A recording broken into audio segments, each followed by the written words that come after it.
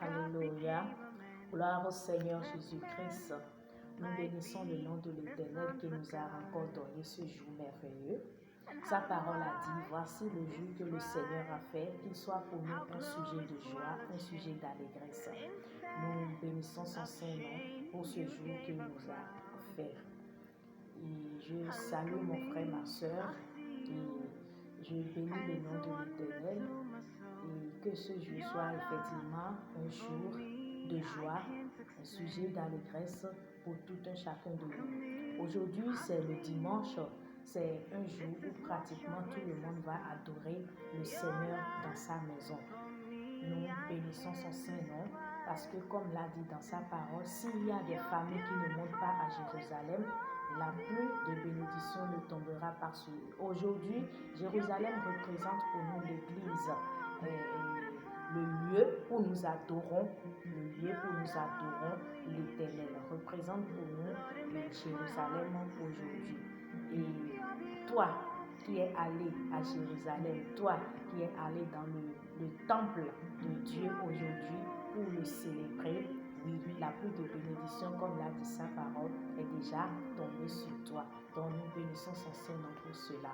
Mais je voudrais inviter quelqu'un ce matin à voir avec moi ce passage de Jacques 1, le verset 22 qui dit « Mettez en pratique la parole et ne vous bornez pas à l'écouter en vous trompant vous-même par de fausses raisonnements. » Oui, la parole de Dieu nous demandait de mettre en pratique la parole que nous avons écoutée et de ne pas nous borner.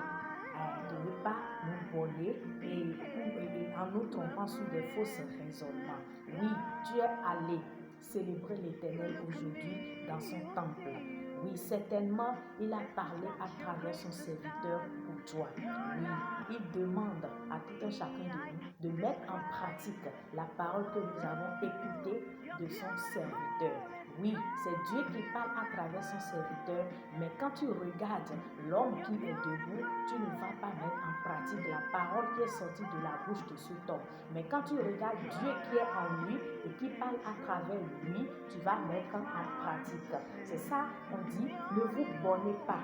C'est-à-dire, ne vous bornez pas à l'écouter en vous trompant vous-même par de faux raisonnements. Oui, le faux raisonnement, c'est quoi? C'est dire, qu'est-ce que cet homme est en train de raconter? Tu vois l'homme qui est en train de te parler, mais tu ne vois pas l'Esprit de Dieu derrière la parole qu'il est en train de sortir. Donc, ne te borne pas sur ça.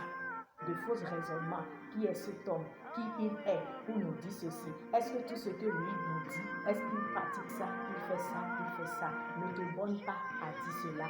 Mais mets seulement en pratique la parole qu'il sort de sa bouche. Oui. Mettre en pratique la parole de Dieu, c'est pratiquer la sagesse de Dieu. Oui, c'est pratiquer la sagesse de Dieu.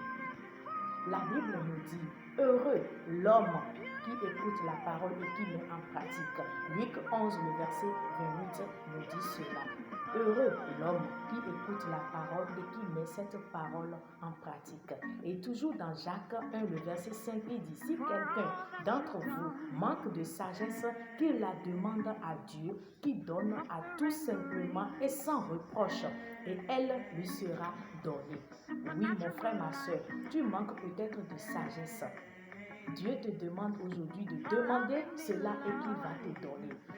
Normalement, nous chrétiens, ce que nous devons faire, c'est toujours, si nous allons dans la présence de Dieu, nous n'allons pas demander de l'argent, nous n'allons pas demander de santé divine, nous n'allons pas demander de travail ou quoi que ce soit. Mais la grande chose, ce que nous devons demander à Dieu, c'est la sagesse qu'il faut pour avoir de l'argent, que Dieu nous donne cette sagesse.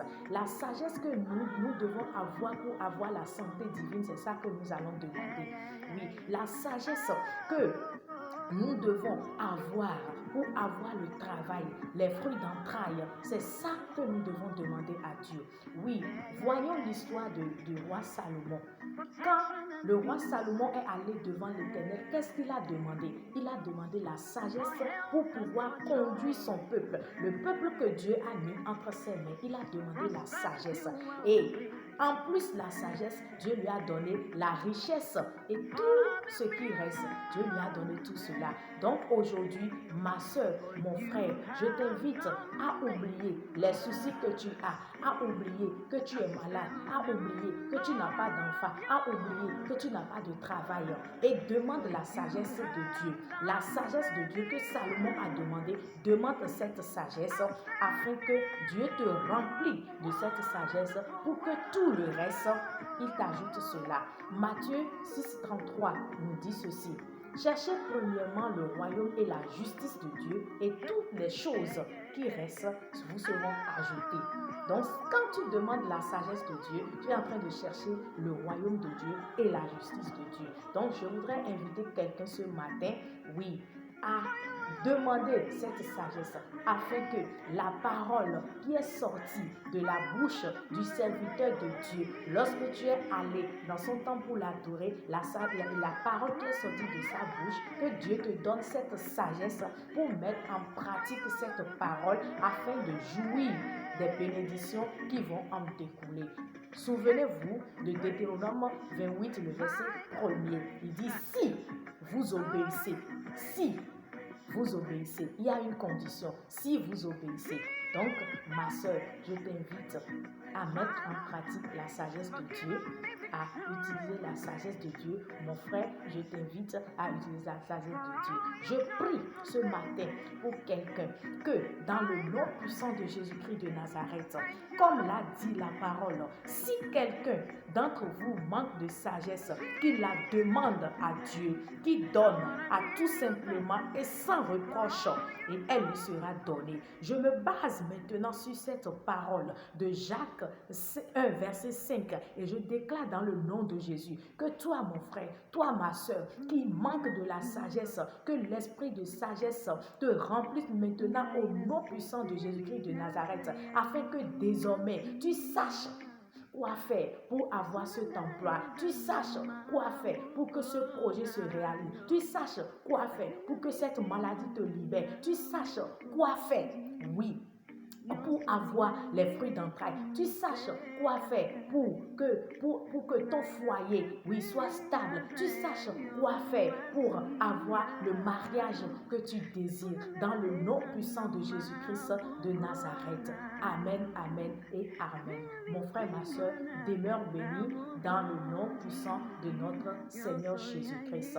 Oui, quand tu vois cette vidéo, ne passe pas sans écouter, ne passe pas cette vidéo sans écouter, car il y a une bénédiction dedans pour toi. Ne regarde pas la personne qui a fait cette vidéo, mais regarde la parole qui est en train de sortir de sa bouche. Écoute la parole. Ne regarde pas la personne, mais regarde la parole qui sort de cette vidéo. Sois béni dans le nom de notre Seigneur Jésus-Christ. Amen, amen et amen.